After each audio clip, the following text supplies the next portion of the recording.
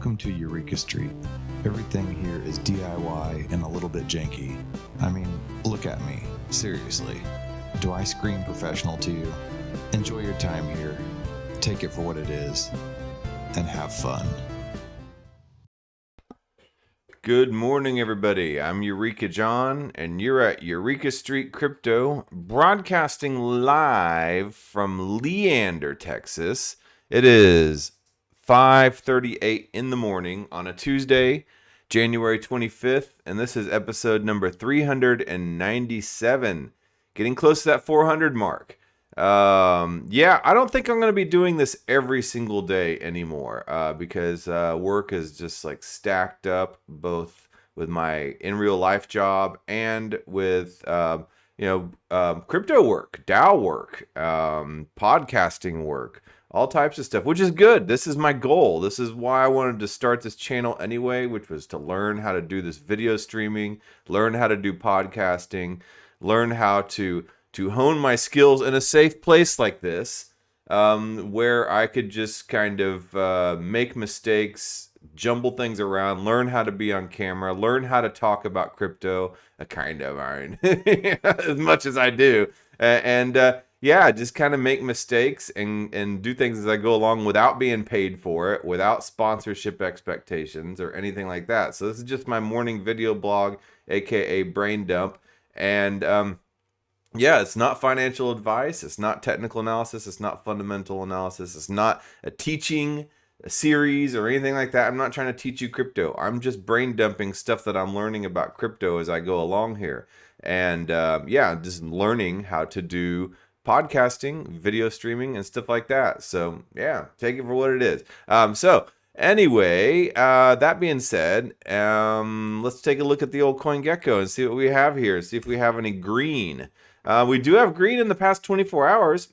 So I figured at some point it might break way and give way to some green instead of just pure dumpy red. Blood flowing red on the highway. It's all it's been for like the past week. Whatever, man. It is what it is. I really am in it for the tech. It's gonna dump, dude. Everybody's got to take a dump. If you don't take a dump, you're not human, and the markets are human. It's funny how it kind of goes along with the S&P and the Nasdaq and all that stuff. The Dow Jones. All that stuff's been down too, and it's funny because I've just you watch all different types of videos on the internet and stuff like that, and a lot of people are saying the lockdown stocks are down, which would be Amazon, Peloton, Netflix, things like that. And those are things that you do when you're locked down. And it just so happens that the UK it has reversed its stance on masks and on being locked down. And and who knows? And a lot of people in the United States are just absolutely, completely disregarding it, which is, I think, a great thing. So the lockdown stocks, I mean, who knows, man? 250 something CEOs all resigned up to the December before the whole 2020 virus outbreak happened, they know something. Those people know something that are privy to information that we do not get to know. Why did suddenly, an unprecedented amount of CEOs suddenly resign before, this whole announcement of a lockdown just a couple months later, and the shutdown of an entire economy, including the CEO of the company I work for as well, also resigned. What do these people know that we don't get to know? And then now, suddenly, all these stocks, are going in the toilet, these lockdown stocks, just as the UK is saying no to mandates and no to lockdowns and no to masks and all that stuff. So, interesting coincidences, correlations, I don't know, but it is what it is. So now that those stocks have been in the toilet, it's funny how the crypto market has also been dumped on. And a lot of people blamed it on Kazakhstan, and they say that the people in Kazakhstan were an uprising about fuel prices. Yeah, no, you don't go burn down, medical facilities and government buildings and kidnap and arrest, doctors and government officials over gas prices. I'm sorry, but there's been some really crappy action in the gas prices in the past. Nobody behaved that way. It was because of the forced mandates and them locking them out of their bank accounts and all types of stuff like that over there for the jab. And it just doesn't work, man.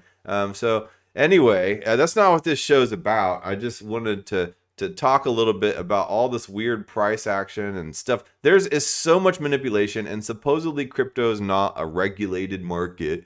And it's but there is tons of manipulation in there. And then other people say that BlackRock, is starting to get into the whole game, the Bitcoin game and stuff like that. And, BlackRock's going to do everything in their power, and they are powerful, to push down the price so they can buy as much as they're going to buy for the time being. And so who knows what type of sleight of hand is going on up there? That's above my pay grade. I just work here. I don't even work here. I volunteer here every morning to talk about this stuff because I find it interesting. So it is what it is. All right. So anyway, let's look at the prices. Bitcoin's up 7.5% in the past 24 hours, down 14% in the past 7 days. Yesterday it was down 21%. So yeah, it's up 7.5% since yesterday, which makes sense. Ethereum up 7.1% in the past 24 hours. We got Tether and Binance Coin. Binance Coin is up 7.3%.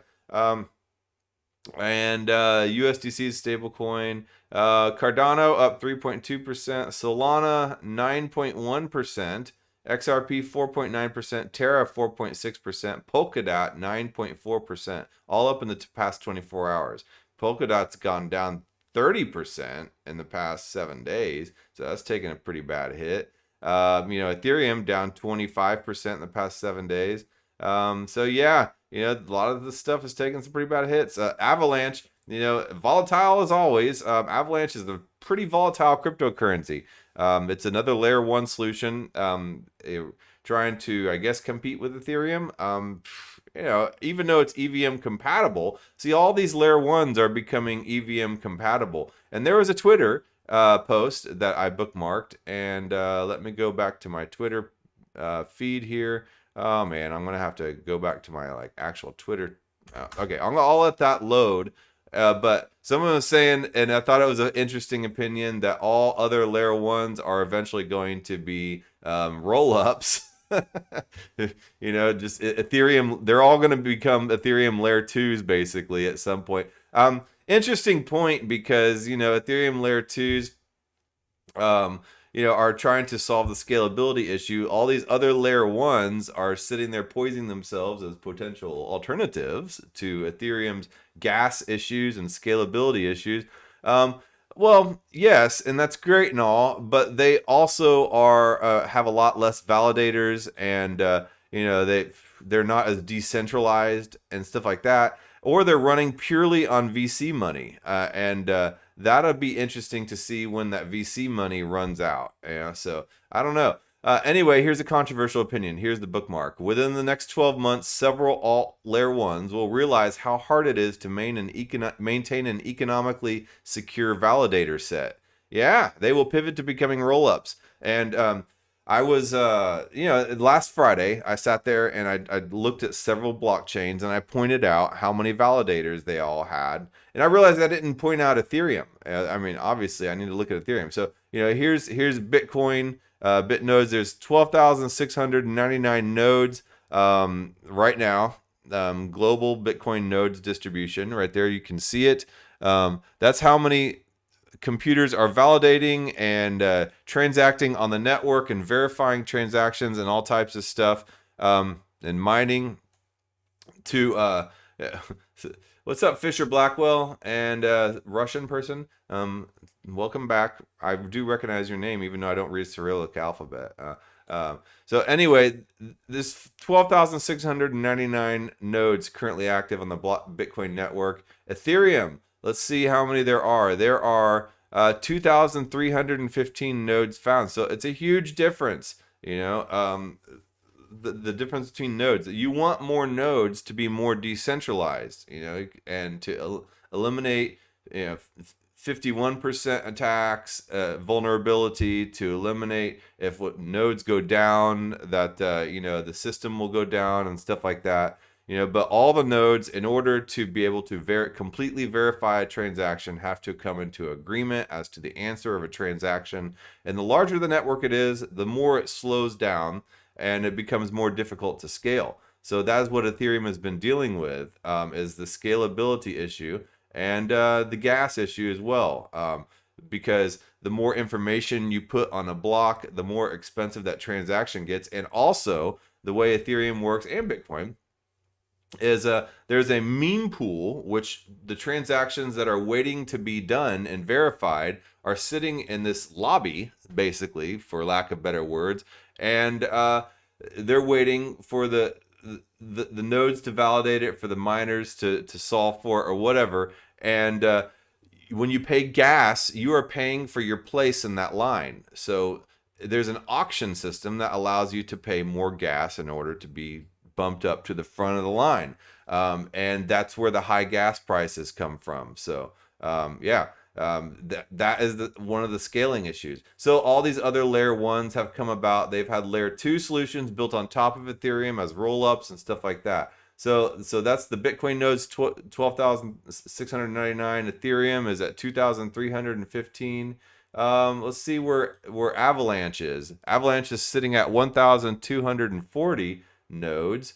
Solana is sitting at let's see how many validators Solana has, if I can get this page to load up. It kind of lags when I stream, so it's hard to get things to load, so you'll have to excuse me. I can't remember right off the top of my head how. Okay, here it is, 1,440 nodes for Solana. And then let's see, Harmony. Let's see, they had 276 nodes. Okay, so that's not very many. And then I actually took a look at Tezos as well, and Tezos has quite a bit. Let's see. It's not on this page. It's on this page.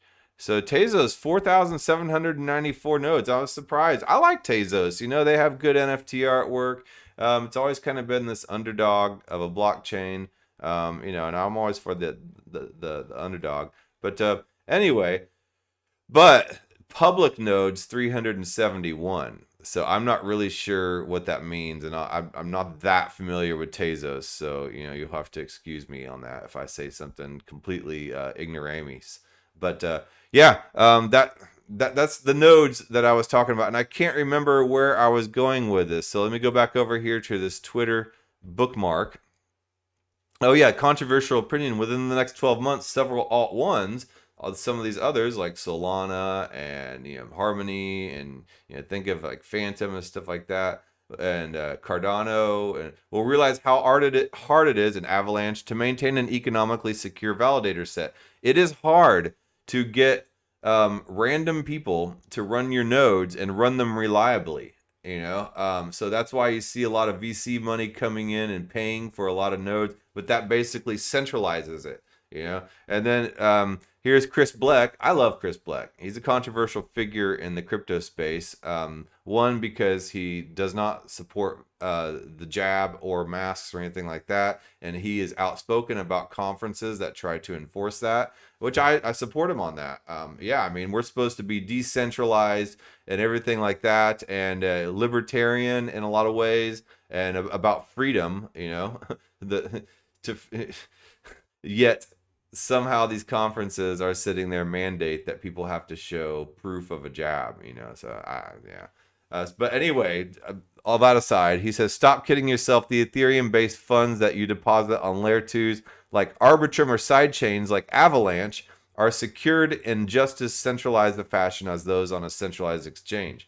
So he also rails on other blockchains for having centralized tendencies. And he rails on the roll-ups. You know, he rails on Arbitrum and on Polygon for having only a small group of people, like maybe 2 or 3 people, like 3 people, right, on a multi-sig that control all those funds, which is like billions of dollars, and that's kind of scary when you think about it, So he brings up a lot of good points, and he pisses a lot of people off, and he ruffles a lot of feathers. But he says, yeah, stop kidding yourself. The Ethereum-based funds that you deposit on layer 2s like Arbitrum, and he calls Avalanche a sidechain here, so I think this is meant to be a jab. So Avalanche is just another layer 1 blockchain. Are secured in just as centralized a fashion as those on a centralized exchange. And then this person, Captain Nemo, obviously supports Avalanche, says, nope, Avalanche is no sidechain to Ethereum, nor is it centralized. I don't think that he understood the jab. Well, maybe he did. It is a decentralized Ethereum virtual machine compatible blockchain with a novel consensus that aims to be much more. So a lot of these layer 1s are making themselves compatible to Ethereum, not the other way around. But they're making themselves Ethereum virtual machine EVM compatible, and you see this happen on Tezos, you see it happen on Zilliqa, you see it happen on Avalanche, you see it happen on Theta. I don't know about Tezos actually, you see it happen on Harmony. You see a lot of these blockchains becoming EVM compatible, meaning that anybody that is any DApp, decentralized application that works on Ethereum, can also work on any blockchain that is EVM compatible. So they say Avalanche is not a sidechain to Ethereum, nor is it centralized. It is a decentralized EVM compatible blockchain with a novel consensus that aims to be much more. Okay. And then Chris responds saying fund security is based more on the bridge than on the network. So the bridge is kind of a centralized choking point in a lot of these blockchains. So interesting points. And then, let's see here. Somebody said, if I can get it to scroll up. Okay. It's not that bad. They don't want pics of my passport and address yet. And that's standard protocol for centralized exchanges. They want the picture of you holding your passport, and stuff like that. And maybe you writing out your address on a piece of paper to prove that you are who you are. It'd be interesting, they don't regulate layer 2s in quite the same way, because like I've said this before, the amount of people that are the amount of money in the world is huge. The amount of people that are into crypto is just a tiny little fraction of those people that hold money and gold and all that. And then the people that are into crypto, that are into DeFi and decentralized finance, is like a tiny little sliver of the amount of people that are into crypto. And then the people that are actually using layer 2 solutions is like a minute little speck of the people that are in the DeFi, of the people that are into crypto, of the people that have money. Which so the amount of people, so they haven't quite gotten, I guess, regulations all the way down to layer 2 solutions and the whole idea of having to do KYC and stuff like that. I don't know. I don't know where they are on that, but it's interesting to think about. Anyway, I'm not really sure where I was going with all this, but I did have something else I wanted to talk about. Ethereum 2.0. All right. I saw a tweet, and I've been seeing them talk about this, and I hear Ryan and Sean on Bankless talk about it, and they say, well, it's not Ethereum 2.0 anymore. It's not what they want people to call it and everything like that. But there's really been nothing official declared, because a lot of people know that Ethereum is going to be moving from proof of work, where you mine, to proof of stake, where you run validators. So instead of things going to be secured and validated by work and by running the algorithms on the computer, they'll be validated by somebody's economic stake, to put up and put at risk in order to help secure a network. Okay, so there's an article here. Let me go back to my Twitter for a second, and I'll have to get into this tomorrow probably, but Phantom overtakes Binance Smart Chain and total value locked. I also wanted to look at Celestia.org as another layer 2 solution. But anyway, Ethereum.org says that's a tongue twister. We have removed all uses of Ethereum 2 terminology on Ethereum.org. Interesting. Okay. So they are completely reshaping the language around Ethereum. And you hear, Ryan and Shauna Bankless sit there and talk about monolithic versus modular blockchains and that whole concept. And basically, what that is like Tezos is a monolithic blockchain, Avalanche is a monolithic blockchain, Cardano is a monolithic blockchain. Ethereum, as it is now, is a monolithic blockchain. Harmony is a monolithic blockchain. You get it. Bitcoin's a monolithic blockchain. And what that means is that all the functions that happen, because whenever you do a blockchain transaction, there's a lot of things that go on. There's execution, there's consensus, there's data storage, there's all types of stuff that happen in a blockchain transaction. And all that right now is being done in one single spot during the transaction. So think about a computer, a CPU, the central processing unit of a computer. Back a few years ago, everything used to be done on one chip, and you went according to Moore's law. The more transistors you add the chip gets bigger, and at some point Moore's law is going to fail because the chip can only get so big, right? Or like fold a piece of paper. How many times can you fold a piece of paper before you can't fold that piece of paper anymore? And it kind of, you're sitting there trying to like bend it every which way, but you just can't fold that piece of paper anymore. So yes, that's kind of what is happening to chips and transistors. That's what happened. And so what AMD did is they came around and they broke that chip up into a bunch of different pieces and functions, and they had one central router chip in the middle with all these other little side chips around it. Maybe 4 or 5 side chips around one central chip, and the central chip is a coordination chip, and then all the other chips took care of a lot of the different functions that happen within the CPU, as a computer does its work, right? Okay, so the same thing is being talked about now with blockchains. You have a lot of different functions and things that happen during a blockchain transaction. So what if you broke up that blockchain into different layers? Instead of having it all happen on one layer, you can have it happen on a bunch of different layers that communicate with each other. Yes, Ethereum is undergoing significant changes. So Ethereum was moving from proof of work to proof of stake, and people were saying, oh, well, that's just, kind of like a software upgrade. Ethereum 1.0, and then there's Ethereum 2.0, and then they're going to basically merge the chains together, and then, Ethereum 1.0 will no longer exist, and Ethereum 2.0 is going to take over. Well, that's not really true. Ethereum 1.0, the execution layer is still going to be there. It's just going to be merged in with the consensus layer. So here's what they're saying. Ethereum is a protocol undergoing significant changes. Client teams are upgrading the protocol to scale to meet the global demand while improving security and decentralization. Beyond protocol development, a critical shift in Ethereum has been the movement away from Ethereum 1 and Ethereum 2 technology. Pardon me. As of late 2021, core developers stopped using the terminology preferring execution layer and consensus layer respectively. Those are two different functions of a blockchain, to execute something and to provide consensus. And then they didn't even mention data storage layer and stuff like that, which is what a lot of these side chains and roll-ups and things like that are taking care of. They're taking some of these other functions as well. Anyway, I digress. So Ethereum layer 1 is the execution layer. Ethereum layer 2 is the consensus layer. Let's see how far I am. I'm 24 minutes in. Okay.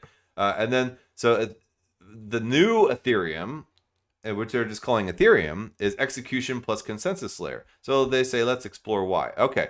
So the terms Ethereum 1 and Ethereum 2, Ethereum 2.0 are being phased out. Execution layer and consensus layer are the new terminologies.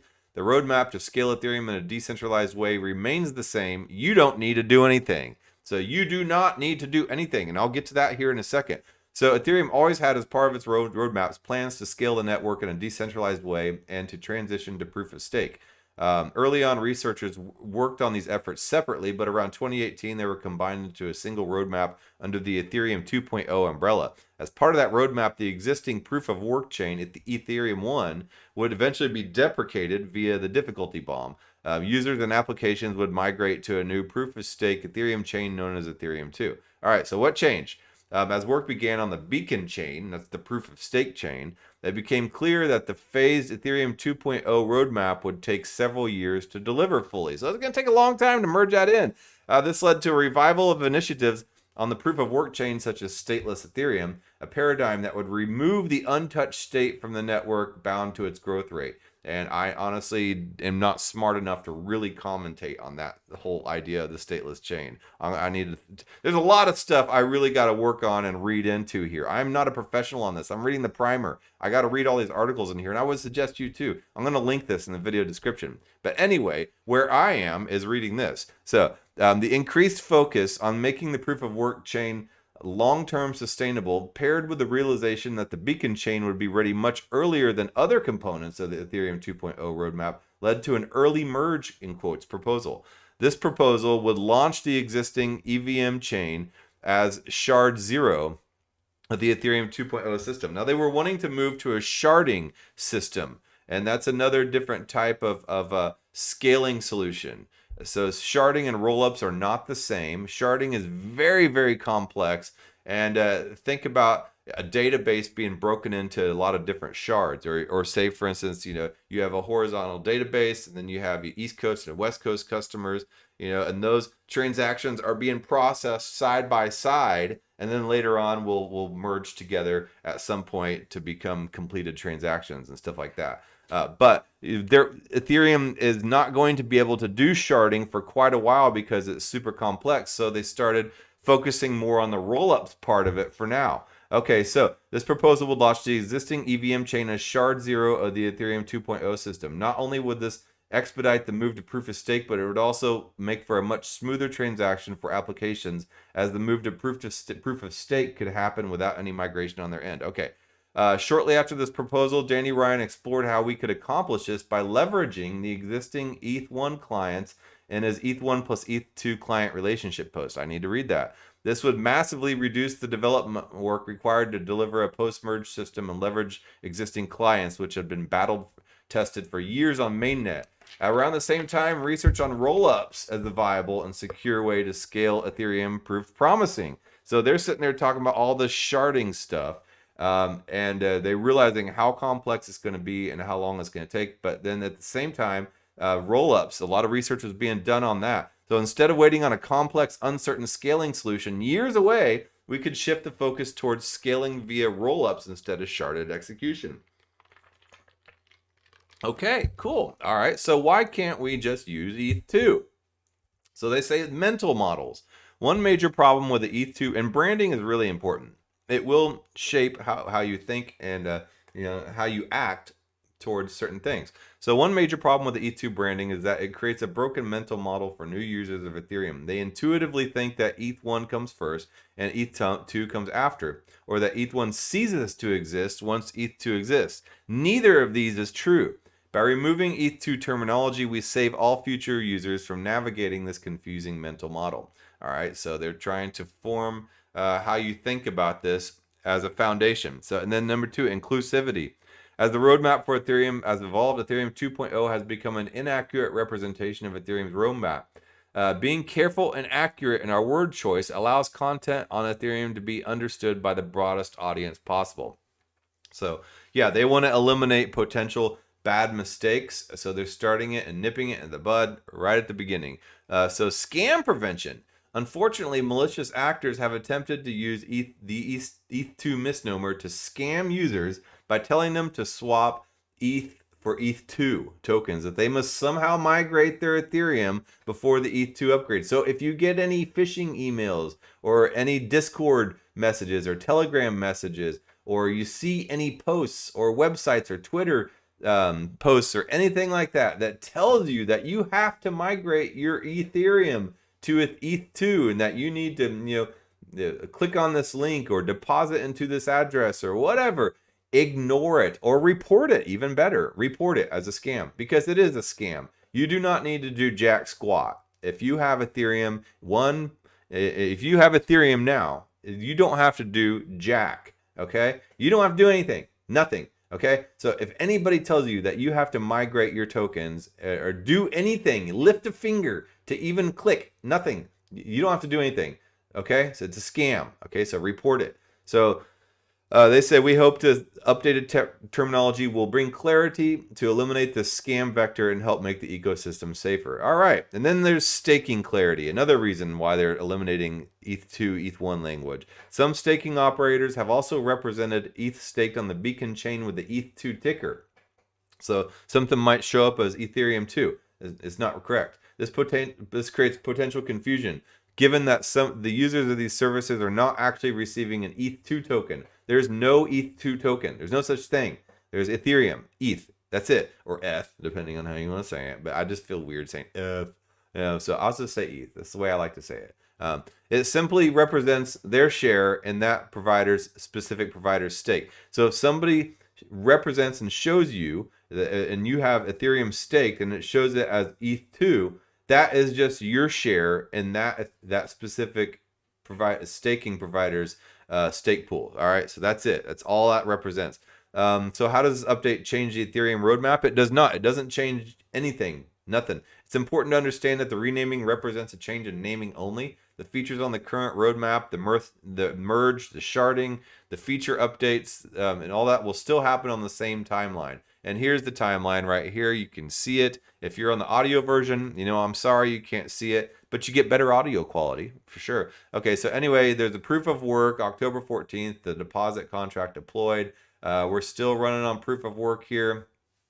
Then in August 4th, they had the London and London hard fork and EIP 1559 implemented. And then over here in December 1st, 2020, they had the beacon chain launch, and that allowed people to start staking up onto the proof of stake network. But those tokens are locked in up until an undefined date here in the future when the merge is complete.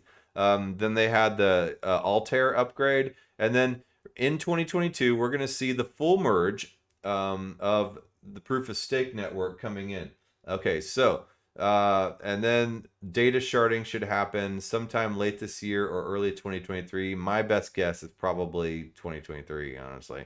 But anyway, a final note: to many Ethereum.org is seen as a credible source of information maintained by our community, which is Ethereum.org is where the Ethereum Foundation is where most of the people that are working on Ethereum are part of the Ethereum Foundation and are part of Ethereum.org. So yeah, it's natural that they would probably be the most credible source of information because those are a lot of the people that are directly working on Ethereum.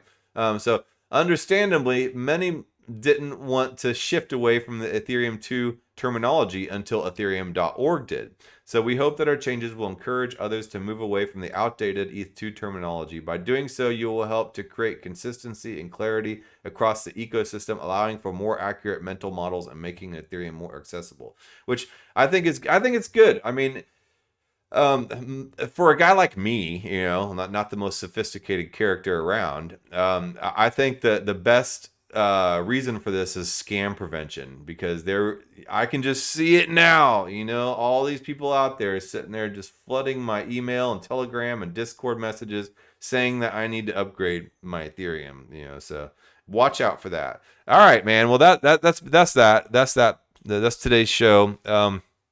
I don't know if I'm going to broadcast tomorrow. I may actually go work out in the morning. I need to get back to that. I've been slacking on that. I took a head injury last November or something, and I haven't really been to the boxing gym since then. But I'm trying to get back into working out, and I need to. All right, so I don't know if I'll be going on tomorrow or not. That's my point. All right, so I will talk to you guys at some point here in the very near future. Maybe tomorrow, maybe not. All right, well, other than that, I'm going to upload this, and I'm going to get on down to work, hit the grindstone. All right, later.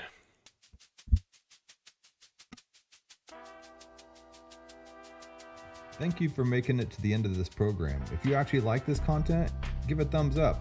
And if you want to hear more, just hit the subscribe button. I'm available on YouTube, Odyssey, and BitChute, and on all the major podcasting platforms in audio version. Spotify specifically. If you would like to follow and leave a review, that would help a lot. I am also available on Twitter at EurekaJohn1. That's EUREKA John, JOHN, and the number 1. My DMs are always open. Feel free to shoot me a message. Thanks again.